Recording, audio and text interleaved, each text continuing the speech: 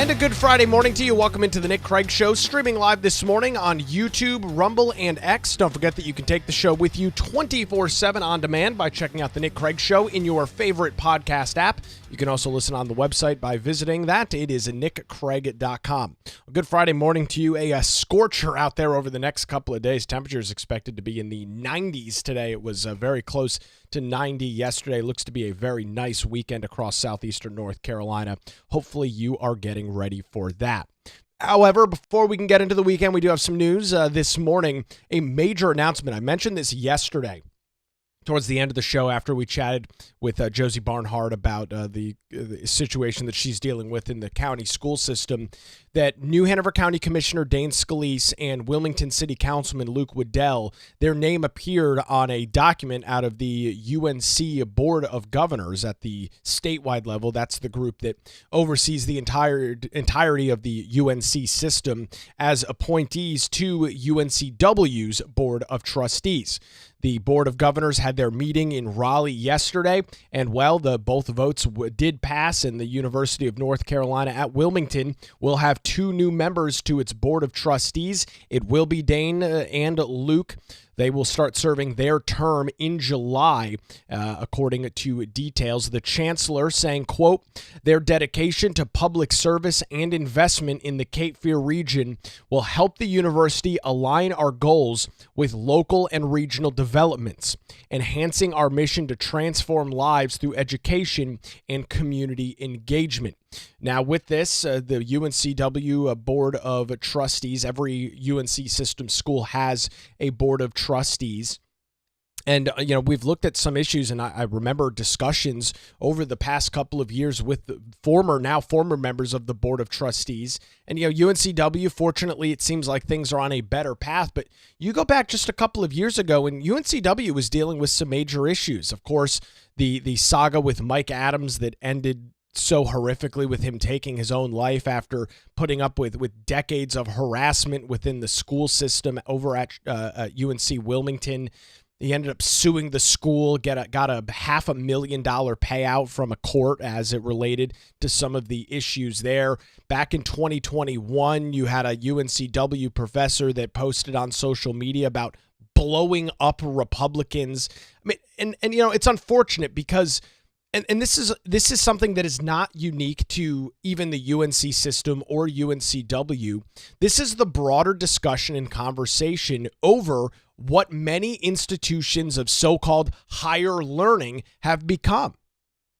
I mean, the news has been littered with these stories over the last 3, 4, 5, 6 years. They're all over the place. Professors saying the most absurd things that you can imagine, administration at campuses just blatantly ignoring the law and acting in a completely inappropriate manner. This has been a growing trend in public education. Now, fortunately, as we look at some of the diversity, equity, and inclusion efforts, the UNC System Board of Governors passed some rules last year stripping diversity, equity, and inclusion from all of the UNC schools. Now, the schools are the ones that are individually responsible for making some of those changes. We've seen some of the changes out at UNCW as well. Woody White, who was formerly a member of the UNCW board, he did resign back a couple of years ago. He was a relatively frequent guest on the old radio show as it related to what was going on at UNCW, former county commissioner as well. He said, quote, with the additions of Commissioner Scalise and Councilman Waddell to the UNC Board of Trustees, the strong ties of this great university with the city and the county in which it's rooted add dimensions and scale to the shared vision for the future. And I mentioned this yesterday as well. You can't really think of a better group of people to have on your Board of Trustees than a prominent county commissioner and a prominent city council member. I mean, so much of what goes on in our community is driven by either the city or the county. And obviously, UNCW is its own independent entity. I don't think this indicates that the county and the city are taking over control of the university by any stretch of the imagination. But as government continues to unfold, and as we continue to see major population growth in our region of North Caorlina, how great is it to have two people that are dealing with this day in and day out, like Dane and like Luke, sitting on the board of trustees at UNCW. I can only imagine that former Commissioner Woody White had something to do with these appointments. He did give his quote, which I just read. As I mentioned, he formerly served on that board. This is great. These are two phenomenal individuals. If you've been listening to me for any stretch of time, you're very familiar with Luke. You're very familiar with Dane. These two guys are actively involved in our community. They are leading the charge as it relates to local government. And I couldn't be more thrilled for both of them. They both had a variety of posts on social media yesterday talking about this appointment. They will be serving a 4-year term on the board, and they will be sworn in, and that whole process will begin in the month of July when they are replacing some existing board members. Their terms end in July. Luke and Dane will be sworn on to the board, and of course, like everything else, we'll watch that as it continues to unfold. So props to the UNC Board of Governors for appointing Luke and Dane and voting on their approval. Great news for southeastern North Carolina. Look forward to seeing what they have to say and do as it relates to the Board of Trustees. In some international news this morning, kind of been hearing rumors and rumblings about this for the last week or so. There was the thought that Vladimir Putin, the Russian president, and the Ukrainian president, Vladimir Zelensky, would be together in Turkey today for some peace talks. However, learning some details over the last day or so, the Russian president will not be engaged in those peace talks taking place in Turkey this week.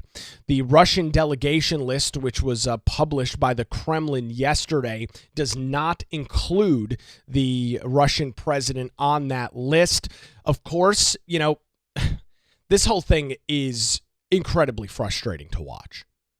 You've had this war that has been brewing for years now, where no side is making substantial gains. Russia's not moving any further into Ukraine. Ukraine is not pushing Russian forces any further out. Yes, there's little movements here and there, but nothing substantial has gone on in quite some time. Of course, under the previous administration in the United States, he didn't even bother picking up the phone and talking to the Russian president to try and figure out how to bring both parties to the table, stop the bloodshed, stop the war, stop the pain and suffering that's existing. He just thought it was better to keep his mouth shut. Meanwhile, the United States bankrolled Ukraine at the tune of hundreds of billions of dollars, unaccountable money that went seemingly for not much. As you look at the actual war and the war lines, not much has gone on there at all. Then you transition over to what we have now within President Donald Trump, and it's a completely different ballgame. He has continually attempted to bring both sides to the table. And so now Trump is in a pretty rough spot because Putin seems uninterested in making an agreement. Putin seems uninterested in peace talks. And I've mentioned this before. It kind of makes sense, doesn't it? When you think about the history of Russian pride and Russian strength, no wonder Putin doesn't want to make a peace deal, right? Because it completely shatters the image of strong Russian prominence on the international stage.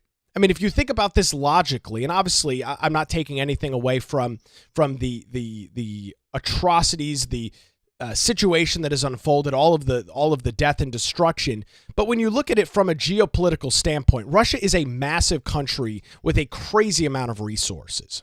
The fact that they could not invade Ukraine and take it over in the matter of just a couple of short weeks is a huge military failure.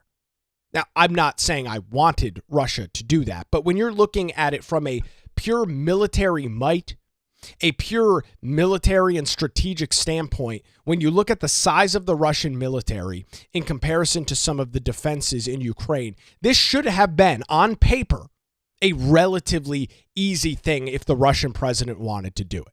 He was unsuccessful in doing that. It's been years now. There is no idea and no thought that either side is going to quote unquote win. Russia is not going to take over the Ukrainian territory. There's absolutely no way that they can accomplish that. Ukraine does not have the ability to push Russia completely out and hold their geographical borders in place. Both sides are going to lose in this. There's not going to be a quote unquote winner. Nobody is going to win in this war. You've got hundreds of thousands of people dead from both countries. It's a disaster. And it appears obvious that the Russian president is too stubborn to give it up. And that's going to put not only the United States, but the rest of the world in a very vicarious position. Because what do you do? I mean, funneling money to Ukraine is not the solution because they don't have the ability to push Russia back. So you're just essentially pissing money away as you're just bankrolling the Ukrainian government, which I would argue doesn't make a lot of sense. Russia is a major war power in the world. They're a nuclear country. So what do you do here?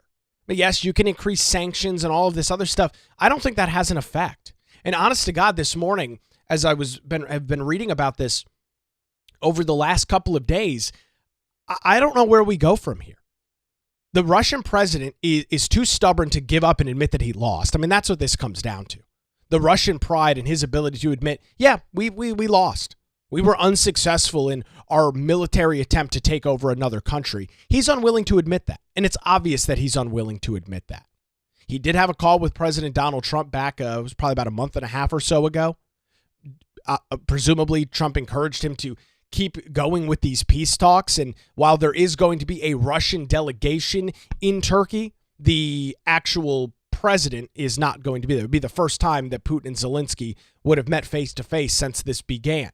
President Donald Trump, as I mentioned, also indicated that he might fly to Turkey to join the negotiations if Putin and Zelensky were both there. That did not happen. While Trump said he would attend, he said, quote, he would do that if he thought it would be helpful, and said that he hoped Putin would attend the talks in person.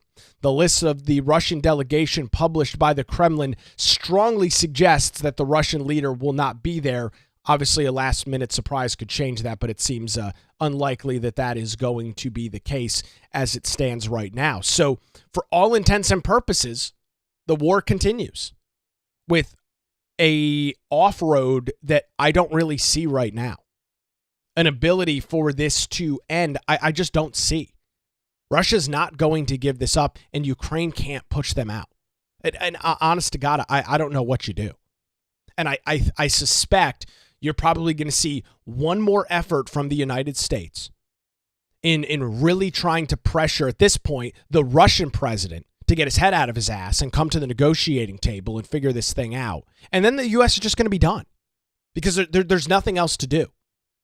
There's no path to any sort of peace or prosperity if the Russian president is unwilling to show up. And it's obvious that he is. It's obvious that he's unwilling to have these negotiations because he doesn't want to admit he lost. And I get it. Nobody wants to admit that they have lost. Nobody wants to, admit defeat. That's not a good thing. But it becomes a point where there's nothing further to go on. So as we sit here this morning, the talks are underway in Istanbul. Zelensky is there. The Russian delegation is there. Putin is not. So they are meeting for the first time in 3 years to discuss peace.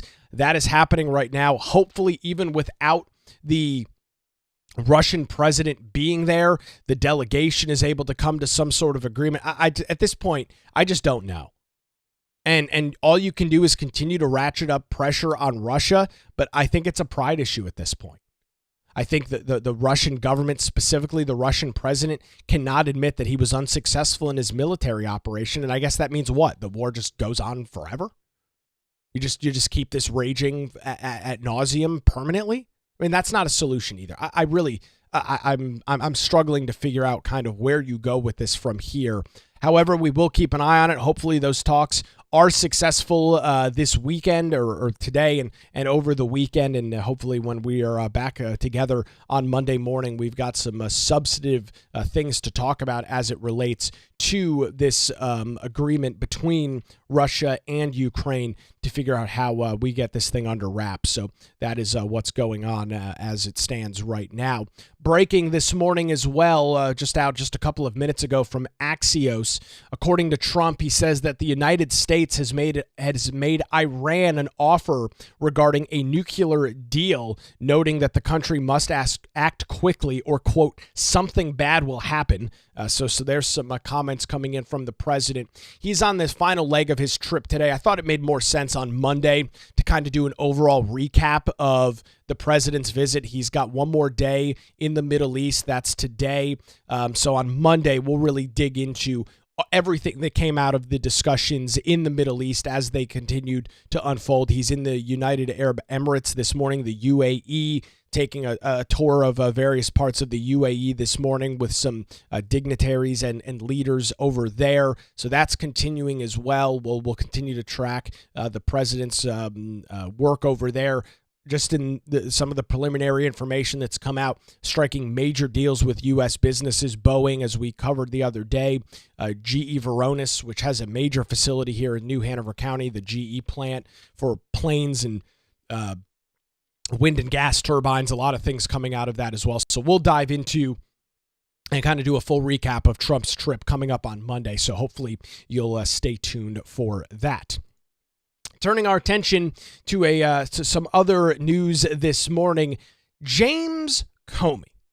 You remember that name, former FBI director. He's a very interesting cat. He decided over the last couple of years that he was going to get actively involved in politics. This guy is the quintessential definition of the deep state. When you look at somebody like James Comey, I mean, this guy is the definition of what is the deep state. Individuals within our government that are doing their own bidding and really seemingly have no interest in what is best for the United States of America or its people. That's James Comey pretty much in a nutshell. This guy has been disgraced. This guy has a track record of being dishonest. This guy has a track record of politicizing the Federal Bureau of Investigations in favor of his own political party. Now, he's been out of the news over the last couple of years because he's no longer in that position. However, James Comey making news yesterday for seemingly threatening or encouraging somebody to kill Donald Trump in a post on Instagram. James Comey posted this picture on his Instagram page yesterday. For those listening this morning, it is seashells on a beach that say 8647. And you look at those numbers and what's going on there. His caption was something to the extent of cool shells on the beach. Well, in military, in police, 86, when you're 86ing something, you're killing it. When somebody is killed, they've been 86ed. That's the term. I'm not in law enforcement, but I've watched enough television, I've watched enough movies to understand what that means. I can only imagine that the freaking guy that led the FBI knows what 86 means as it relates to law enforcement. And then, of course, 47. Who is that? Well, it's currently the number of President Donald Trump's presidency in the United States, the 45th and the 47th president of the U.S. So James Comey posted this picture on his Instagram yesterday. Donald Trump Jr. tweeting this out saying, just James Comey casually calling for my dad to be murdered. This is who the Dem media worships. And they do worship James Comey. They absolutely worship him. This guy is a scumbag. This guy is an evil person. And for whatever reason he posted this, which obviously he hates Donald Trump. He despises Republicans. He despises what you and I stand for. So it's no surprise that he posted. For whatever reason, though, he walked it back. He deleted the post and then posted this on his Instagram account. Quote, I posted earlier a picture of some shells I saw today on a beach walk, which I assumed were a political message. I didn't realize some folks associated those numbers with violence. It never occurred to me, but I oppose violence of any kind, so I took the post down. James Comey is full of shit, is what he is. I'm supposed to believe that the former director of the FBI, the nation's largest, most high profile and high on the ladder law enforcement agency and bureau, did not know what 8647 meant? I'm supposed to believe that that's the case? He genuinely believes that the United States and the American public are a bunch of morons. Now, it's obvious he did this because he wants to get in the news. He knew what he was doing when he posted it. He knew he would have to take it down after media outrage and public backlash over this because he's not stupid. Now, James Comey is dishonest. I would argue he's evil and a distrustful person, but he's not stupid. James Comey is very smart in what he does. Now, he's still a scumbag, sure, but he's not a dumb person. So he knew what he was doing. He knew it would get his name out there. He loves attention. If I've learned anything from watching James Comey over the year, he loves the national spotlight. He loves media attention. So he posted that picture of just some random shells on the beach. Who knows? Deletes it. However, I think this may have been a misstep from the former FBI director because the folks in the Trump administration, they're not backing down on this. Kash Patel posting, quote, "We are aware of recent social media posts by the former FBI director James Comey directed at President Trump. We are in communication with Secret Service and Director Curran. Primary jurisdiction is with the Secret Service on these matters, and we, the FBI, will provide all necessary support." So that's been the response there. Well, last night, Tulsi Gabbard was on Jesse Waters' program on the Fox News channel. This is what she had to say as it relates to James Comey's postings. Do you believe Comey should be in jail? I do.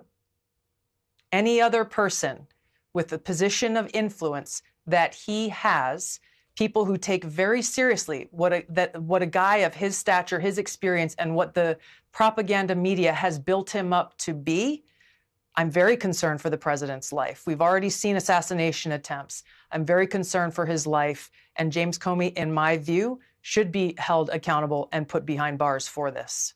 Well, there you go. There's Tulsi Gabbard. He should be thrown behind bars. I mean, if the investigation concludes that that's what's going on here, I kind of don't disagree. You know, it's so interesting when you watch the left, right? Because this is the party of peace. It's the party of diversity, equity, and inclusion. Everybody getting along, kumbaya this, kumbaya that. These are the most politically violent people that you could possibly imagine. I mean, the left will go to whatever odds or whatever means necessary to continue to push their political agenda and political narrative. They will go as far as trying to assassinate a presidential candidate, former president of the United States. They will threaten violence upon a president or Republicans' lives. The left has a serious problem right now. And I genuinely think that this is something that they are going to have to face. The hatred, the vitriol, and it's not just like nasty behavior. Politics are nasty. And people bitch and complain and argue back and forth and say mean things. That's not what we're talking about. We're not talking about mean things being said. That's politics. If you can't handle mean things being said, then get out of politics. That's the name of the game, Jack. As Joe Biden would say, my dad used to tell me at the kitchen table, listen here, Jack, politics is, I forgot, I'm talking too long, right? That's something like Joe Biden would say. Politics is a nasty sport. I get it. But when you take what are harsh conversations and very dramatic differences in political ideology and political beliefs, and then seemingly parlay that into threats of violence against individuals that you disagree with, that's a serious problem. And there's one party that has solely been leading this charge, and that is the Democrat Party. No question about it. These people are willing to get blood to continue to push forward their political agenda and narrative. They will attack institutions. They will attack law enforcement. They will go after individuals. And it's no surprise. I mean, it's been cheered on for years. Maxine Waters, give them hell. When they're at a restaurant or a gasoline station, give them hell. Get in their face.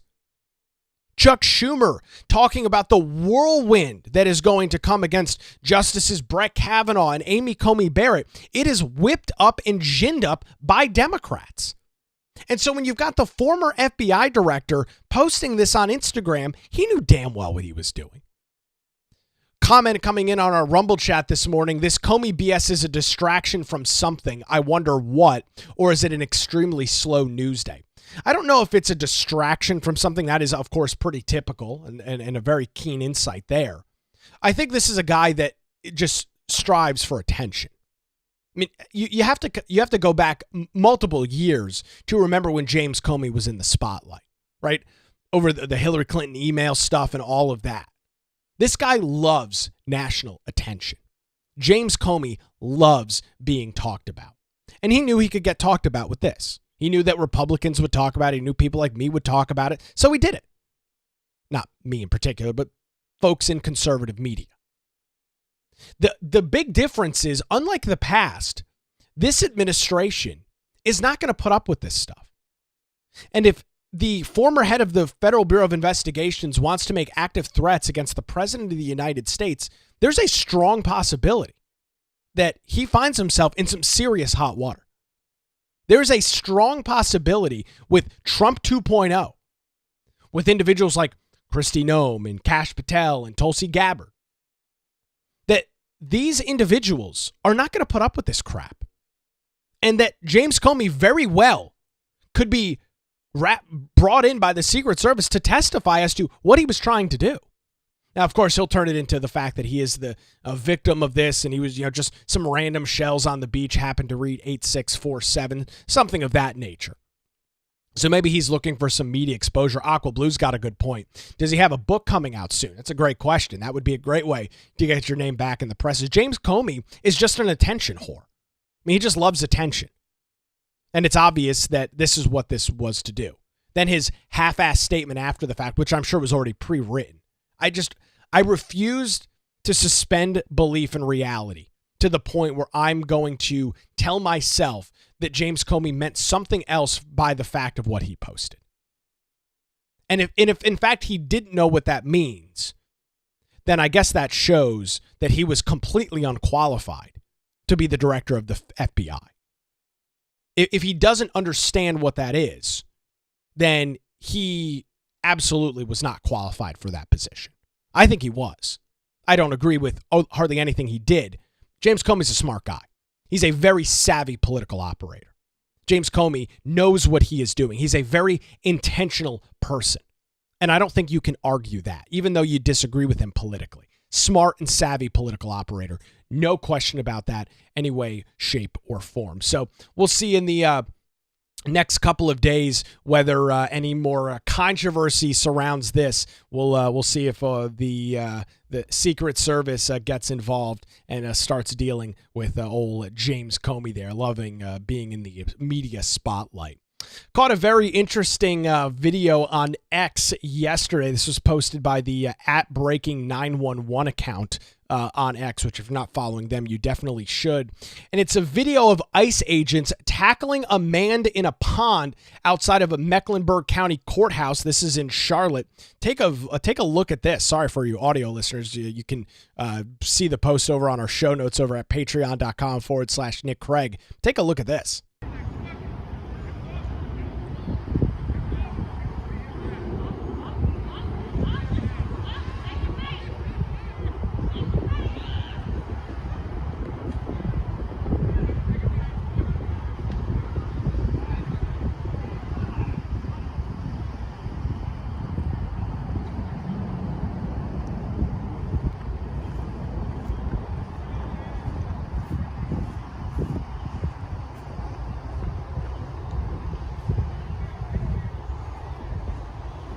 So in this video, you've got a guy who is in a pond. Multiple ICE agents jump in the water after him. The fact that this is outside of the Mecklenburg County courthouse would lead me to believe that this individual, likely illegally in the United States, wanted from ICE, was at the courthouse for a different reason. ICE agents showed up. He attempted to get away from them by jumping in a pond. This guy in the blue shirt comes over, tackles him, and brings him into the water, and a couple of other agents swarm him. And, there's this thing that the Democrats continue to point out, like, oh, is this what you voted for? Yeah, this is exactly what I voted for. 100%. President Donald Trump made a pledge to the American people during his campaign that he would deal with the problem of illegal immigration. So yes, this is exactly what I voted for. I also voted for judges like Hannah Dugan to be charged, arrested, and prosecuted when they decide that they are above the law and that they are going to allow a dangerous criminal to escape out of a back hallway in a courtroom. This is exactly what I voted for. I voted for the rule of law. Whether you're illegally in the country, whether you're a judge that are breaking your oath and breaking the law as it relates to your job and your responsibility as somebody who is a judge, this is exactly what I voted for. I don't know.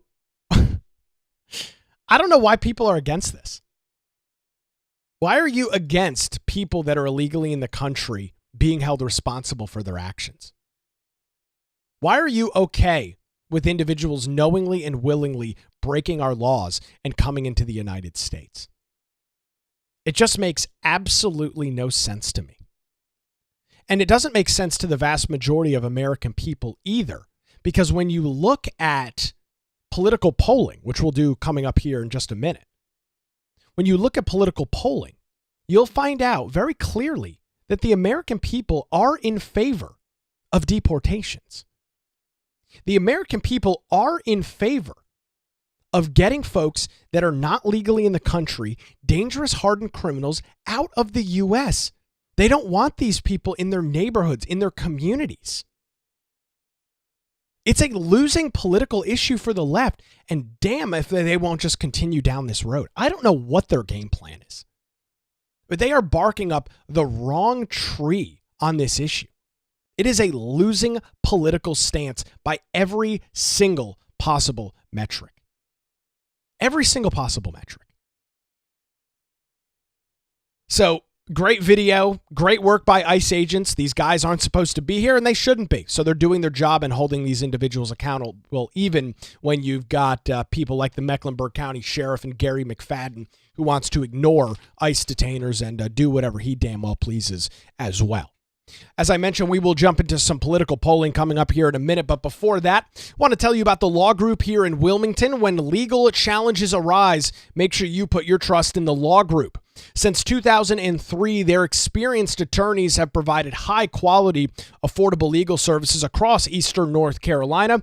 Whether you're facing a divorce, navigating real estate transactions, or maybe you're in the position where you need a strong defense, the Law Group has your back. Their dedicated team ensures that your questions are answered and issues are resolved promptly. Great news, they're located in downtown Wilmington and just a phone call away at 910-251-6088. You can also visit them online at the lawgroupnc.com. That's 910-251-6088 or online at lawgroupnc.com. The Law Group, experience and dedication you can rely on. I used the Law Group back almost 5 years ago when I went through my real estate transaction, had a phenomenal experience with them. So whatever the legal challenge is, head on over to their website, lawgroupnc.com, or give them a call at 910-251-6088. We appreciate their continued support of the Nick Craig Show. We've got brand new political polling out this morning from CarolinaJournal.com. We'll dive into some of those details coming up after this, right here on the Nick Craig Show, streaming live this morning on YouTube, Rumble, and X, and 24/7 wherever you get your podcasts.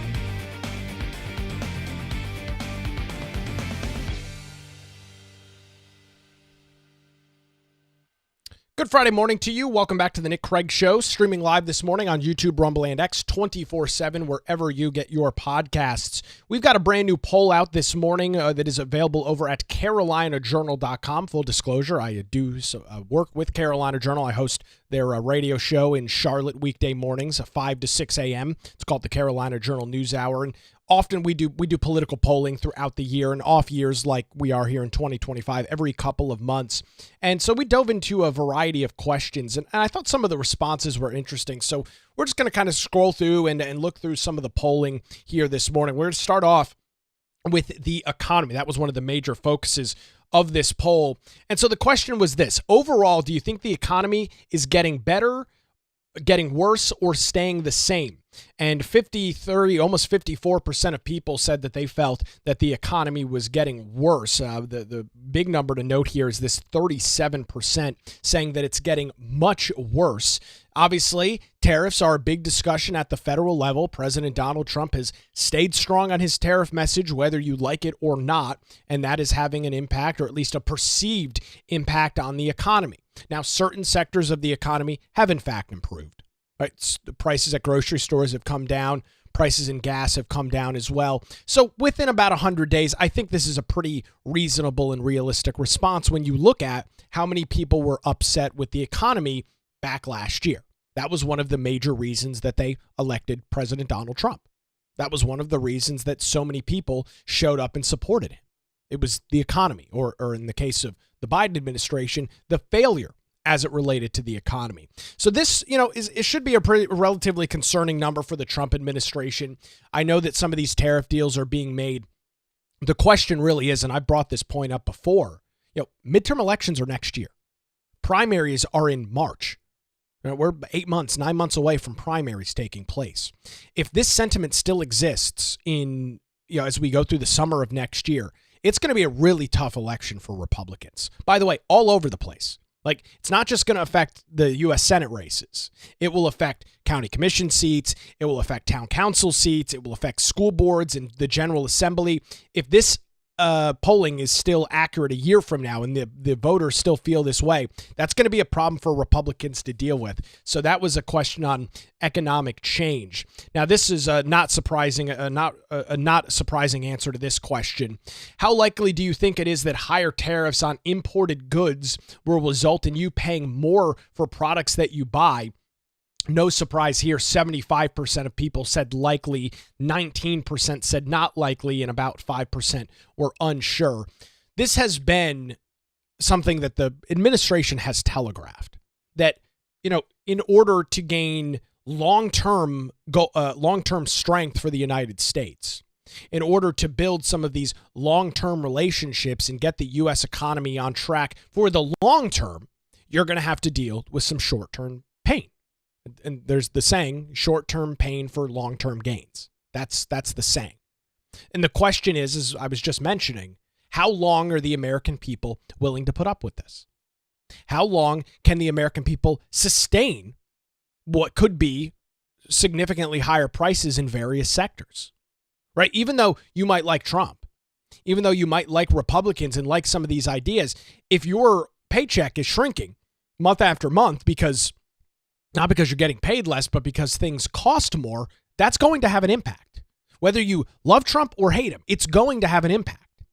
And so this administration, and it's obvious that the work is being done, but they've got to work incredibly quick to get these tariff deals signed, get these trade agreements dealt with, and relax some of these tariff pressures.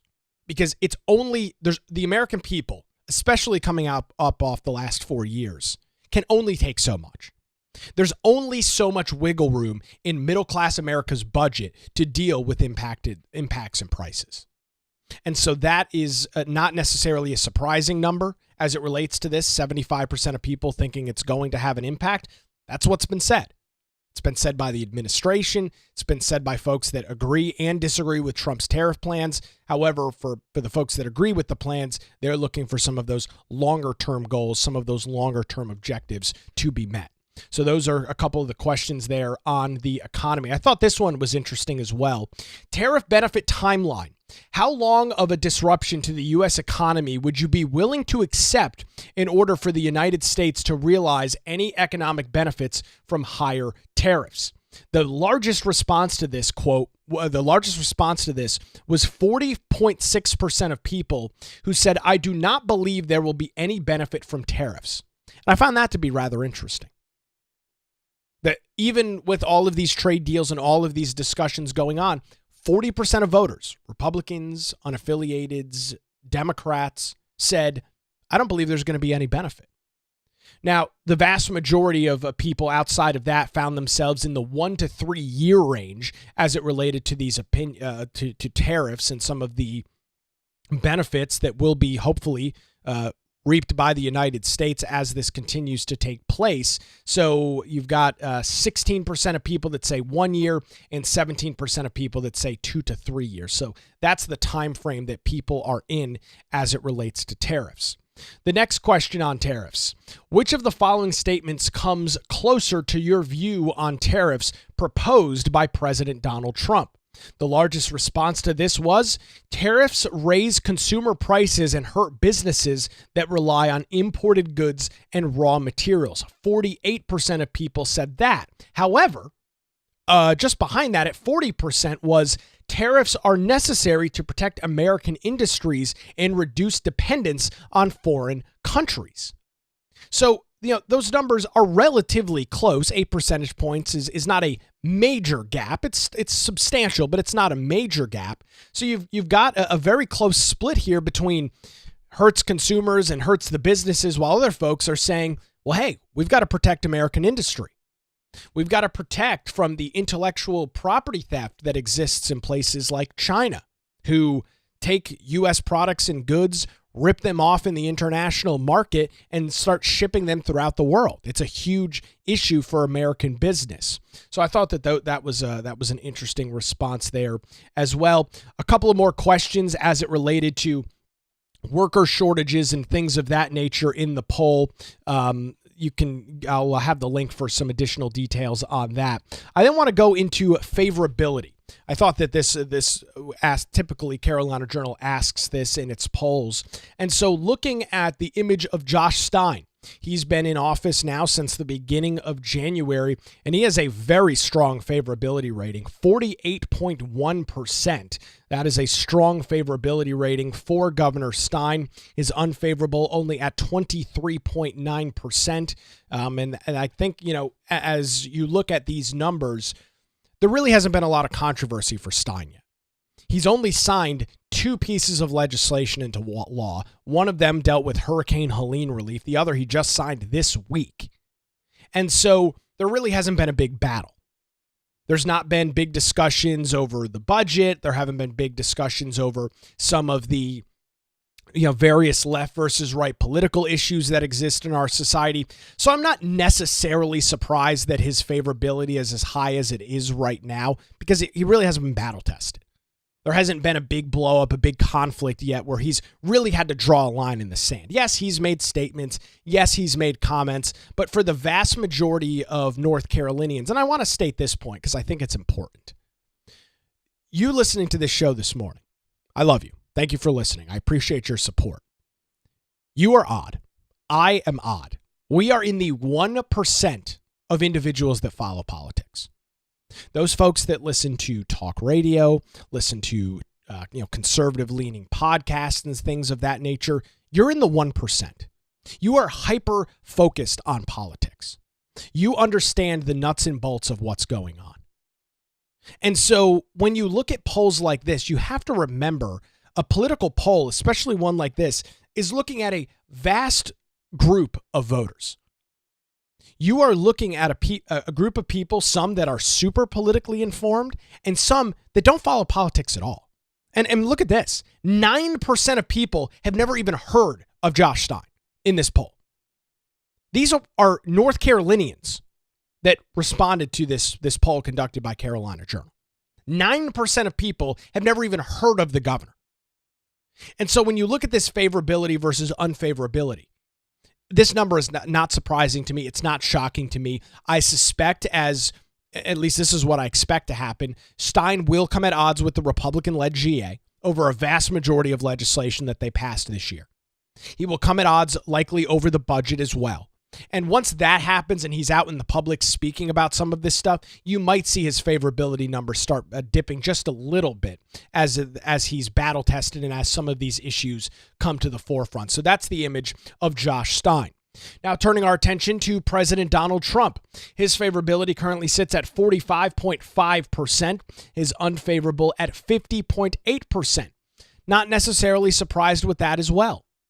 When you look at the president, everything that's going on, not everybody loves it. Not everybody's happy with the discussions of tariffs. Not everybody is happy with some of the things that they're seeing out of the administration. Of course, it doesn't help that the media, the vast majority of American media, spends 24/7 hammering Trump and his allies about everything that they do. So I don't think that these numbers are a disaster for Trump or anything like that.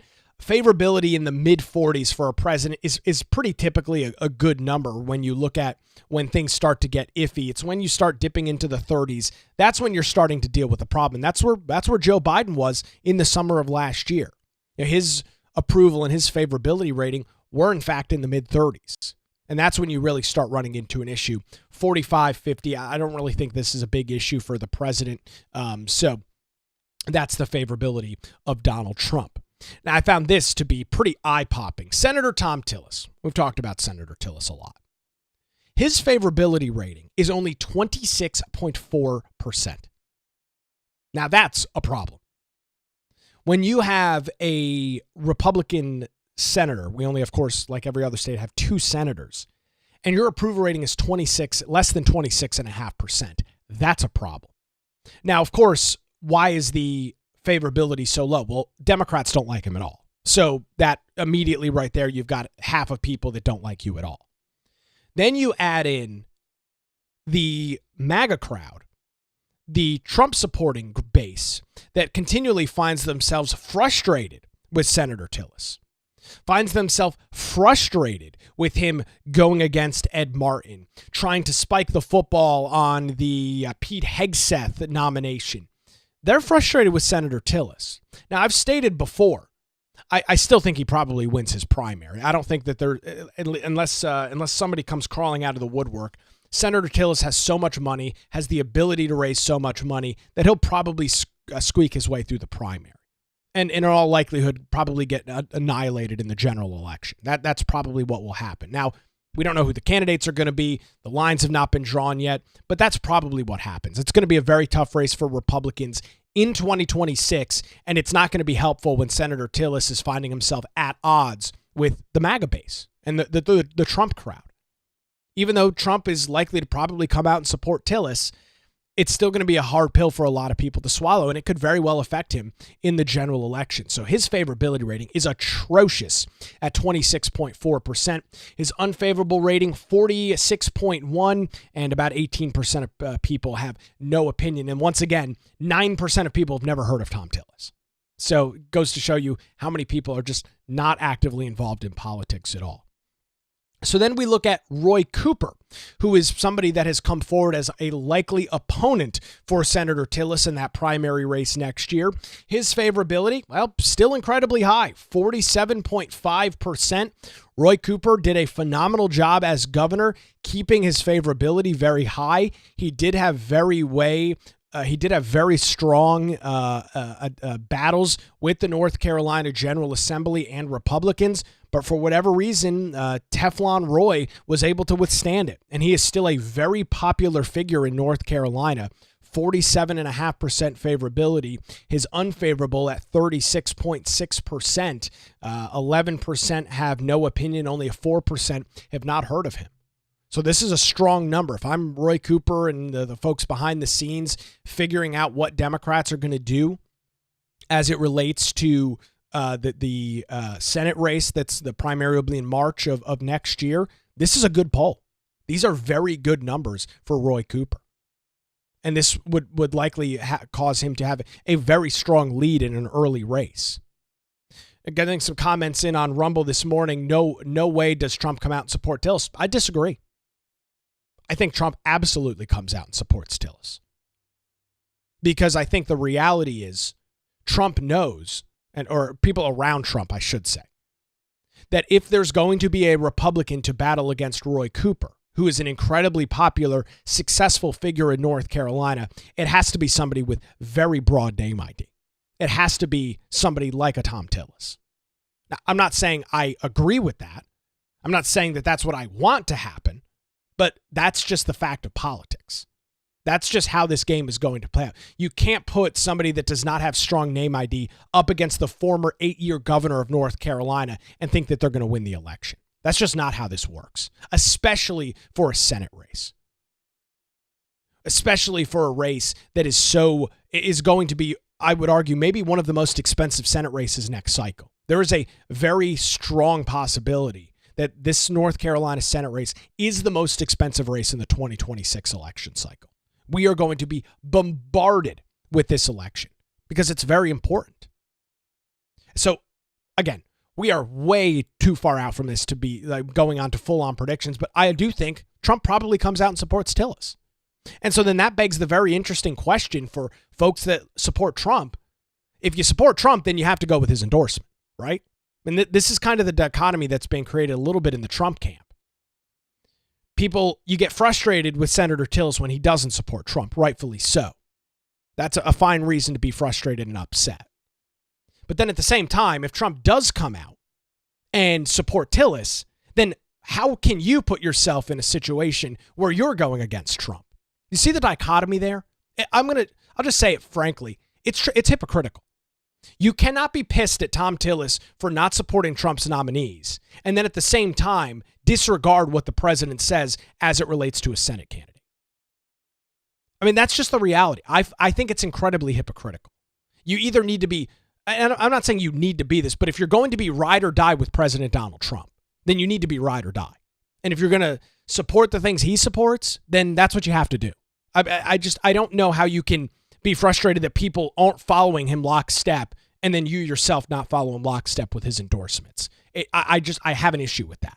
You have to pick a lane. You can't have it both ways. You can't be frustrated when Republicans don't support something that Trump does and then not support the Republicans that Trump tells you to do. I mean, that's just how I see it. And you're entitled to your opinion. Getting some comments in on our Rumble chat this morning.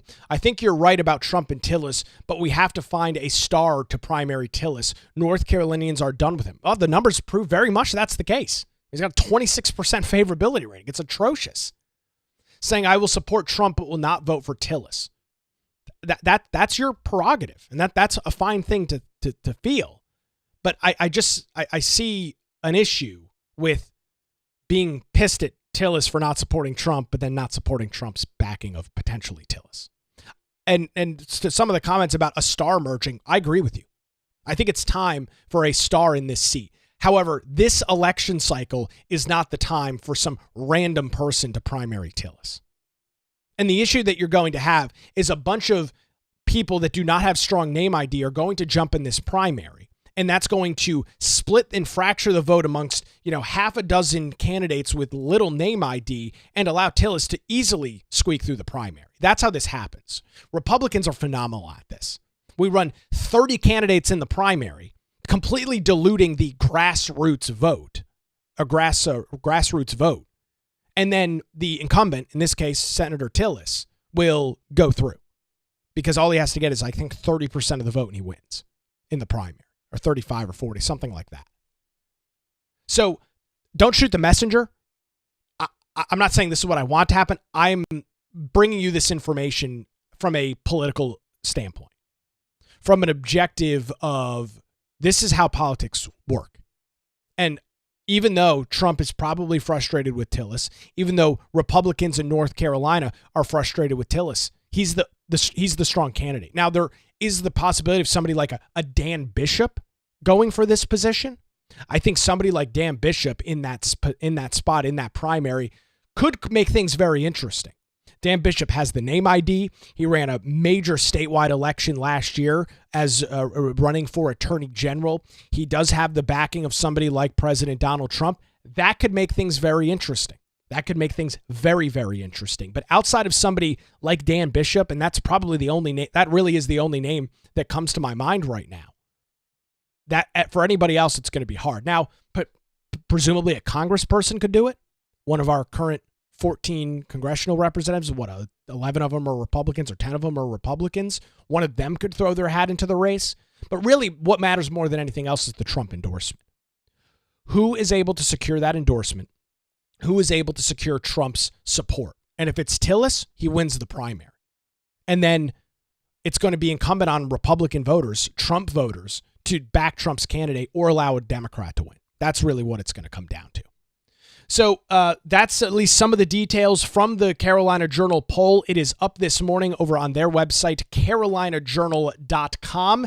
May 2025, 3 and 4 North Carolina voters say tariffs will increase prices. Head on over to their website, click on the poll tab. There's a lot more information, a lot more detail as it relates to their poll. Great polling work there from the Carolina Journal and their May poll. We'll continue to look at some of these details and some of these numbers as they trickle out in the coming weeks and months.